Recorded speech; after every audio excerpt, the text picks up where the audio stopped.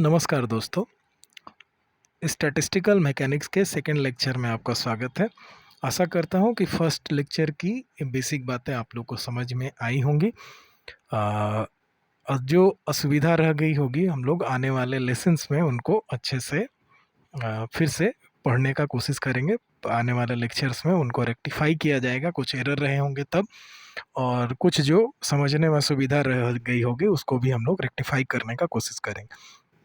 अब इस लेक्चर में हम लोग कुछ और बेसिक टर्मिनोलॉजी जो है ये स्टैटिस्टिकल मैकेनिक्स से रिलेटेड उनको पढ़ेंगे। जैसे फर्स्ट है प्रोबेबिलिटी। प्रोबेबिलिटी हम लोग बहुत समय से पढ़ते आ रहे हैं कि हम लोग जानते हैं कि कोई मान लिया जाए कि बहुत सारी घटनाएं घट रही हैं, उनमें से जो फेवरेबल हम लोग का घटना है वो कितनी बार घटा डिवाइडेड बाय टोटल कितनी घटनाएं घटी, उनके रेशियो को ही हम लोग क्या कहते हैं, प्रोबेबिलिटी कहते हैं। ठीक ना।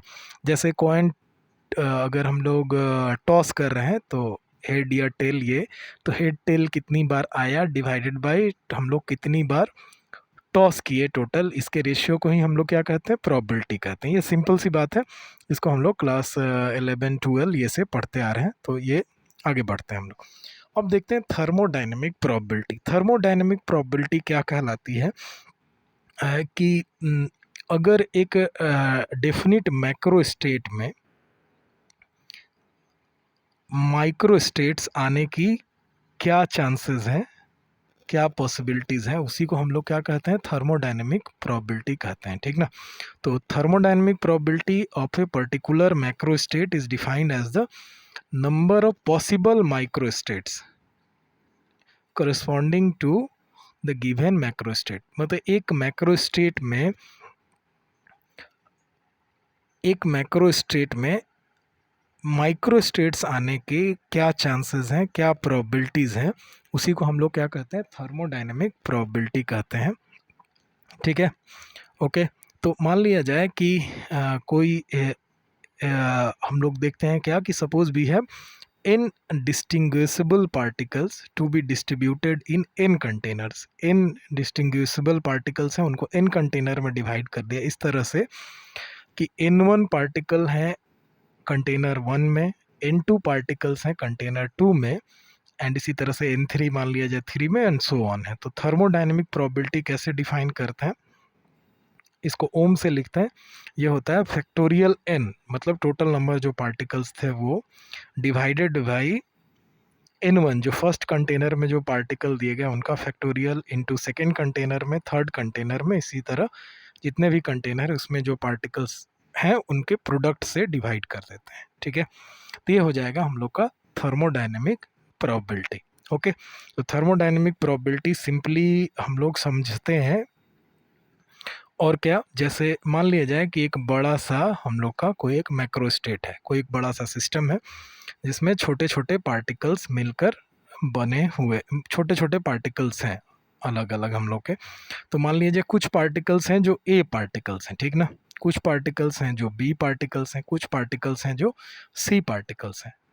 ठीक है, तो ए मान लिया जाए कि हम लोग को n टाइम्स ए मिल रहा है, n टाइम्स ए है, और total number of particles in इसके अंदर कैपिटल n है, मतलब टोटल नंबर ऑफ पार्टिकल्स इस मैक्रो स्टेट में n है, और a पार्टिकल्स हैं स्मॉल n टाइम में। तो ये हो जाएगा हम लोग का स्मॉल a पार्टिकल का थर्मोडायनेमिक प्रोबेबिलिटी। इसी तरह से मान लिया जाए कि b पार्टिकल्स है, n b उनकी संख्या है, और टोटल नंबर ऑफ पार्टिकल्स उस सिस्टम में n है, तो ये हो जाएगा b का thermodynamic probability, and so on. ठीक है, तो ये सिंपल सी बात है, थर्मोडायनेमिक प्रोबेबिलिटी अच्छे से इसको दिमाग में रखेंगे।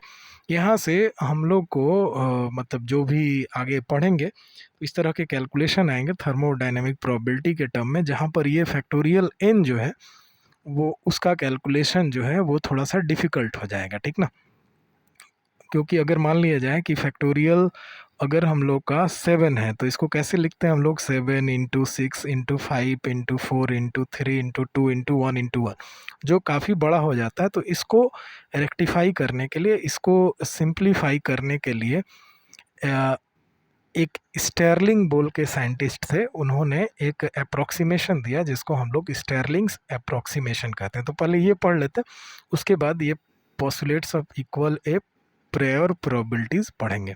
तो पहले स्टर्लिंग्स अप्रोक्सीमेशन पढ़ लेते हैं, तो क्योंकि ये इससे जुड़ा हुआ है तो हम लोग को थोड़ा सा क्लियर हो जाएगा। ये आसान सी बात है, थोड़ा समझते हैं। जैसे मान लिया जाए कि कोई एक वैल्यू है n जो बहुत ही लार्ज है। लार्ज वैल्यू के लिए शॉर्ट, जैसे छोटे वैल्यू 5, 6, 7 का फैक्टोरियल हम लोग ईजिली निकाल सकते हैं, लेकिन large number of assemblies of particles, जैसे मान लो इलेक्ट्रॉन का झुंड पकड़ लेते हैं तो 10 to the power 23, 10 to the power 50 इस तरह से रहे। प्रोटॉन का झुंड पकड़ लिया जाए, गैस मॉलिक्यूल्स का, जहाँ पर संख्या बहुत ज़्यादा है तो वहाँ पर फैक्टोरियल n निकालना बहुत मुश्किल हो जाएगा। तो यहाँ पर स्टर्लिंग ने क्या किया, एक अप्रोक्सीमेशन दिया जब n का वैल्यू इन्फिनिटी हो तब, कि ln of factorial n equals to होगा n ln n minus n। कब? जब n का वैल्यू इन्फिनिटी हो तब, ठीक ना। l n n minus n, okay. यानी सिंपल सी बात यह है कि अगर हम लोग के पास कोई बड़ा क्वांटिटी है जैसे 523, तो इसको क्या लिख सकते हैं, फैक्टोरियल है ये 523 का, तो ये 523 ln 523 माइनस 523 कर देंगे तो इजीली हम लोग का रिजल्ट चला आएगा, हम लोग को लॉन्ग कैलकुलेशन नहीं करना पड़ेगा। तो इसको देखा जाए कि कैसे इसका प्रूफ भी हम लोग देख के रखते हैं, बस ये जान के रखेंगे, कभी कभी एग्जाम में दे सकता है प्रूफ, तो ये समझ लेते हैं। तो हम लोग फैक्टोरियल n को कैसे लिख सकते हैं, तो हम लोग लिख सकते हैं n इंटू n माइनस 1, इस तरह से अगर लास्ट की तरफ जाए तो 3, 2, 1 इस तरह से हम लोग को मिलेंगे। अब क्या करते हैं कि बोथ साइड ln ले लेते हैं, तो ये सब प्रोडक्ट में है तो सब समेशन में चले जाएंगे, जोड़ में चले जाएंगे, तो ln फैक्टोरियल n यानी ln1, ln2, ln3 इस तरह से चले आएंगे। अब मान लिया जाए कि अगर ln n का पावर n पकड़ा जाए तो हम लोग क्या लिख सकते हैं, ln n plus ln n plus ln n plus n ln, इस तरह के फॉर्म में लिख सकते हैं, ठीक ना। ओके, पावर n है तो इसको n टाइम्स हम लोग सम में इस तरह से लिख सकते हैं। अब क्या करते हैं, इन दोनों को माइनस कर देते हैं, इन दोनों को माइनस कर देते हैं, तो ln n factorial ln n का factorial minus ln n to the power n, minus करेंगे तो हम लोग जानते हैं कि ln a minus ln b यानी ln a बाई b हो जाता है, तो इस फॉर्म में लिख दिया गया। इधर भी ये माइनस होंगे दोनों तो ये हो जाएंगे बाई के फॉर्म में, इधर भी तीसरे भी जो है हम लोग के माइनस हो जाएंगे तो ये भी बाई के फॉर्म में चले आएंगे। इस तरह से हम लोग का आ जाएगा ln n बाई n, जो लास्ट टर्म होगा वो। तो इसको सिंपली अगर हम लोग समेशन के फॉर्म में लिखें तो ln x minus ln n लिख दिया। x यहाँ पर एक वेरिएबल पकड़ लिया गया जिसका 1 से n तक पकड़ लिया गया। देखा गया अगर 1 रखेंगे तो ln 1 माइनस ln n, ये पहला मिल जाएगा, 2 रखेंगे तो ये मिल जाएगा, 3 रखेंगे तो ये, और x का वैल्यू n रखेंगे तो ln n बाई n मिल जाएगा। तो ये हम लोग काम यहाँ तक कर लिया। अच्छा, अब क्या करते हैं हम लोग, इस समेशन जो है, इधर वाला जो समेशन वाला टर्म है, इसको हम लोग इंटीग्रेशन से रिप्लेस कर देते हैं, ठीक है। लिमिट x इक्वल्स टू 1 से n तक dx के रिस्पेक्ट में हम लोग इंटीग्रेशन से रिप्लेस कर दिया गया, और इधर वाले टर्म का हम लोग इंटीग्रेशन बाय पार्ट्स कर लेते हैं। तो ये रहने दिया गया, इसका इंटीग्रेशन बाय पार्ट्स करेंगे तो ये आएगा, इसको सॉल्व किया जाए तो हम लोग को मिल जाएगा ln n minus n plus 1, ठीक ना। ये और ये कैंसिल हो जाएंगे, हम लोग के पास बच जाएगा ये ln n माइनस n और ये प्लस 1 रह जाएगा। अब इसको तोड़ लेंगे तो ये हम लोग को दे देगा ln factorial n minus ln n to the power n, ठीक है। तो यहाँ से ln n अगर निकालना चाहें तो हम लोग के पास ये इक्वल के इस साइड कर दिया, ये सब टर्म्स रह जाएंगे। अब हम लोग जानते हैं कि n का वैल्यू इन्फिनिटी है, तो यहाँ से 1 को नेग्लेक्ट कर सकते हैं, जहाँ पर इन्फिनिटी की बात हो रही है वहाँ पर n का कोई मतलब ही नहीं है, ठीक ना। और ln n को भी हम लोग नेग्लेक्ट कर सकते हैं, तो हम लोग के पास बचेगा टर्म क्या, ln n ln n minus n, यहाँ से n कॉमन ले लेंगे तो ये हम लोग का आ जाएगा n ln n माइनस 1, ठीक ना। यहाँ पर दे दी गया कि अगर n इन्फिनिटी रहता है तो हम लोग ln n और 1 को नेग्लेक्ट कर सकते हैं। तो यानी हम लोग के पास आ गया ln factorial n equals to n ln n minus n। यही हम लोग का स्टार्लिंग अप्रोक्सीमेशन था। ठीक है, तो ये बड़े कैलकुलेशन को हम लोग इजीली तरीके से, सिंपल तरीके से सॉल्व करने के लिए हम लोग को स्टार्लिंग अप्रोक्सीमेशन बहुत काम की चीज़ है। अच्छे से इसको हम लोग देखेंगे, अच्छे से समझेंगे। बस समझने की बात क्या है कि सिंपल कैलकुलेशंस है, और यहाँ पर ये बस ये घर पर थोड़ा सा इसका इंटीग्रेशन बाय पार्ट्स करके चेक कर लेना है कि ये कहाँ तक ठीक ठाक बैठ रहा है। ओके, अब हम लोग सबसे इम्पॉर्टेंट एक थ्योरम यहाँ से आता है जिसको हम लोग कहते हैं postulates of equal a prayer probabilities. ये बात क्या कहती है कि अगर मान लिया जाए कि कुछ मैक्रो स्टेट्स हैं जिनका एनर्जी सेम है, वॉल्यूम सेम है और नंबर ऑफ पार्टिकल्स भी सेम है, तो उनके अकरेंस का फ्रीक्वेंसी भी क्या रहेगा, सेम रहेगा। ठीक है, मान लिया जाए कि एक बड़ा सा सिस्टम है, इसके अंदर छोटे छोटे बहुत सारे बॉक्स रखे हुए हैं। तो इन सब बॉक्स में जो पार्टिकल्स हैं उनमें, मतलब ये सिस्टम हो गया टोटल, मतलब ये सिस्टम को हम लोग इंसेंबल कहते हैं। ठीक ना, हम लोग आगे इंसेंबल टर्म पढ़ेंगे। इंसेंबल मतलब हो गया सिस्टम का कलेक्शन। ओके, अब ये छोटे छोटे सिस्टम पकड़े गए, इन सिस्टम में भी क्या है, छोटे छोटे पार्टिकल्स हैं। ठीक है, ये हो गए सिस्टम्स, इसमें हो गए पार्टिकल्स, और ये पूरे सिस्टम के कलेक्शन को हम लोग इंसेंबल कहते हैं। ठीक है, तो ये छोटे छोटे पार्टिकल्स हम लोग के माइक्रो स्टेट्स हो गए। अगर इन सब माइक्रो स्टेट्स का, इन सब पार्टिकल्स का एनर्जी, वॉल्यूम और नंबर सेम रहे, तो उनके अकरेंस का, उनके मिलने का फ्रीक्वेंसी जो रहता है वो क्या रहता है, सेम रहता है। इसी को हम लोग कहते हैं postulates of equal a prayer probability. ठीक ना, दूसरे सिंपल लैंग्वेज में इसको हम लोग कहते हैं कि all micro states are equally probable. मतलब जितने भी माइक्रो स्टेट्स हैं वो सब का चांसेस है, अकरेंस का सब का चांसेस है, मिलने का सब का चांसेस है कोई एक मैकेनिज्म में पार्टिसिपेट करने का। ठीक है, तो ये हो गया postulates of equal and prayer probability. ठीक है, तो इसको अच्छे से समझ के रखेंगे। अब नेक्स्ट हम लोग देखते हैं इंसेंबल के बारे में पढ़ते हैं। अभी बताया जैसे कि सिस्टम मिलकर बना रहता है पार्टिकल्स से, और ये सिस्टम मिलकर इंसेंबल बनाते हैं। ठीक है, तो देखा जाए क्या कि system is defined as a collection of a number of particles से मिलकर सिस्टम बनते हैं। An ensemble is defined as a collection of large number of macroscopically identical but essentially independent systems। और एक ensemble कैसे बना रहता है, large number of macroscopically, छोटे छोटे identical सिस्टम से मिलकर बना रहता है जो एक दूसरे पर इंडिपेंडेंट रहते हैं। ठीक है, तो बाय द टर्म मैक्रोस्कोपिकली का मतलब क्या हो गया, मैक्रोस्कोपिकली आइडेंटिकल का मतलब हो गया कि each of the system constituting an ensemble satisfy the same macroscopic condition. Example volume, energy, pressure, total number of particles, ये क्या रहने चाहिए, सब में सेम रहने चाहिए। मतलब जिन सिस्टम से मिलकर कोई एक इंसेंबल बना है, कोई एक सिस्टम का ग्रुप बनता है, उन सब सिस्टम के में वॉल्यूम, एनर्जी, प्रेशर और total number of particle same होने चाहिए। और इंडिपेंडेंट कहने का मतलब क्या है कि वो लोग म्यूचुअली नॉन इंटरैक्टिंग हो। ठीक है, तो यानी सिंपल सी बात क्या है इंसेंबल कहने का मतलब, कि मान लिया गया कि ये कोई एक बड़ा एज ए होल एक कोई बड़ा बॉक्स, बड़ा सिस्टम है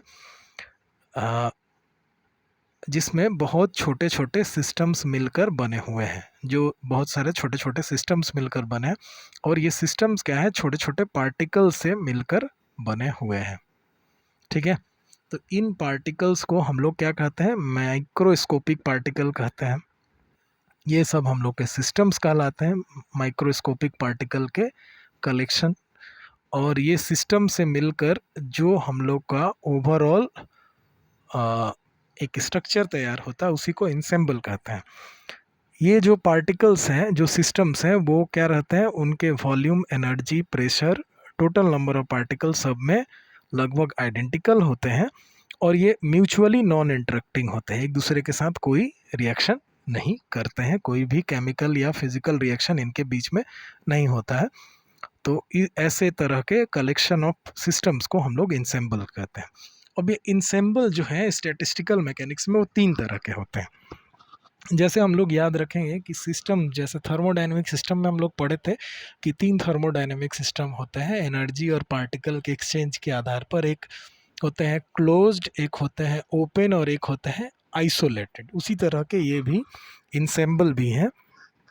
एक है माइक्रो कैनोनिकल इंसेंबल। ये इंसेंबल क्या होते हैं कि ऐसे सिस्टम से मिलकर बने होते हैं जो दुनिया से एकदम आइसोलेटेड होते हैं, ना तो मतलब एकदम अलग थलग रहते हैं, ऐसे सिस्टम से मिलकर बने रहते हैं जिनका एक दूसरे के साथ कोई रिएक्शन, कोई अटैचमेंट नहीं होता है। ऐसे सिस्टम्स मिलकर ही हम लोग के माइक्रो कैनोनिकल इंसेंबल बनाते हैं।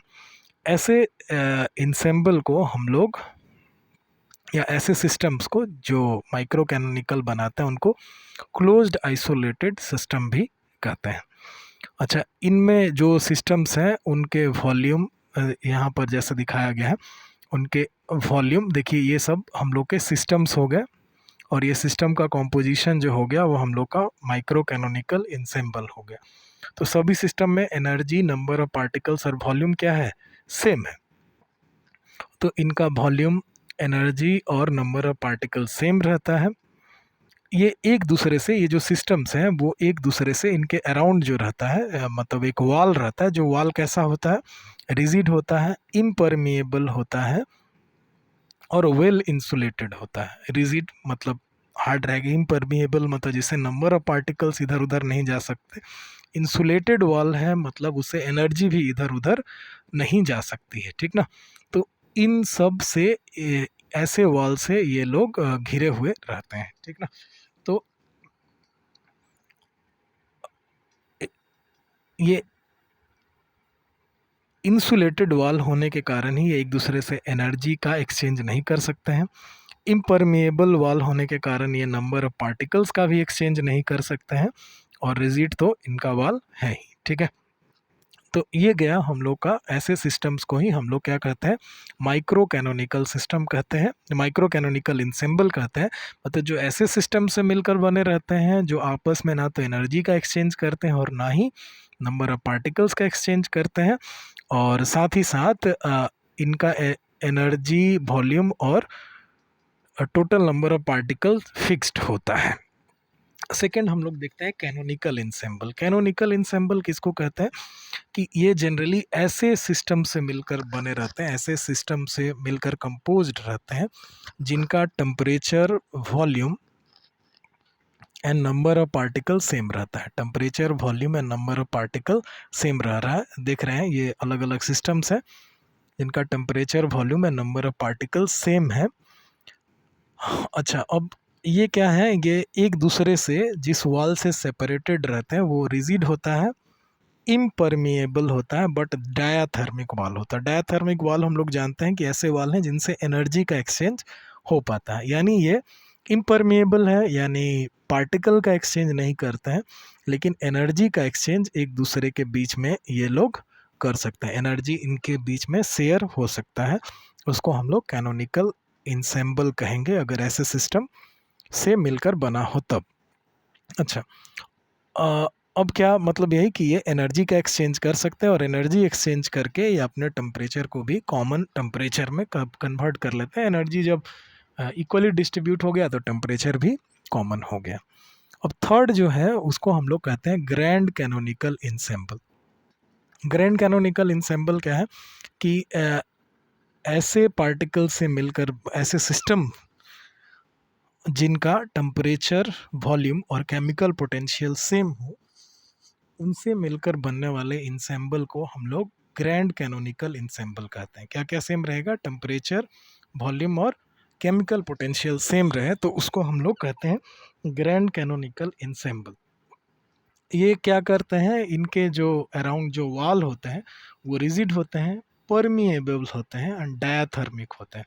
परमिएबल होते हैं यानी नंबर ऑफ पार्टिकल्स भी एक दूसरे से एक्सचेंज कर सकते हैं। डायाथर्मिक है यानी एनर्जी भी एक दूसरे से एक्सचेंज कर सकते हैं। यानी ये एनर्जी का भी एक्सचेंज करते हैं और पार्टिकल्स का भी एक्सचेंज करते हैं। तो ऐसे हम लोग इंसेंबल को ग्रैंड कैनोनिकल इंसेंबल के नाम से जानते हैं। तो देख रहे हैं कि ये एकदम हम लोग जैसे थर्मोडायनेमिक सिस्टम 3 तरह के पढ़े थे उसी तरह से ये भी है, उसी तरह का कैरेक्टर ये शो करते हैं। मतलब एक तरह की वैसी ही चीज़ है। जैसे माइक्रो कैनोनिकल में क्या होता है कि ना तो एनर्जी का एक्सचेंज होता है और ना ही पार्टिकल्स का, तो ये आइसोलेटेड थर्मोडायनेमिक सिस्टम जैसे हो गए। कैनोनिकल में क्या होता है कि केवल एनर्जी का एक्सचेंज होता है, पार्टिकल्स का नहीं होता है। तो ये हम लोग के क्लोज्ड सिस्टम जैसे हो गए। और ग्रैंड कैनोनिकल में क्या होता है, एनर्जी और पार्टिकल दोनों का एक्सचेंज होता है। तो ये हम लोग के ओपन सिस्टम की तरह हो गया, ओपन थर्मोडायनेमिक सिस्टम की तरह हो गया। तो ये कुछ बेसिक आइडियाज़ गया हम लोग का स्टैटिस्टिकल मैकेनिक्स के बारे में, ठीक ना। तो यहाँ पर हम लोग थोड़ा बहुत पढ़े थर्मोडायनेमिक प्रोबेबिलिटी के बारे में, फिर थोड़ा सा स्टेरलिंग अप्रॉक्सीमेशन पढ़े, एक पोस्टुलेट्स पढ़े, postulates of equal A prior probability का, और हम लोग प्रोबेबिलिटी का थोड़ा सा बेसिक आइडिया समझे। और सबसे इम्पोर्टेंट जो बात है वो इंसेंबल्स के बारे में, इंसेंबल्स के बारे में पढ़े। इंसेंबल्स बहुत इंपॉर्टेंट है एग्ज़ाम पर्पज़ से, तो अच्छे से इसको देखेंगे। इसका भी नोट्स मैं इस वीडियो के लिंक के साथ ही अटैच कर दूंगा। Okay, thank you. फिर अगले वीडियो में हम लोग मिलते हैं। धन्यवाद।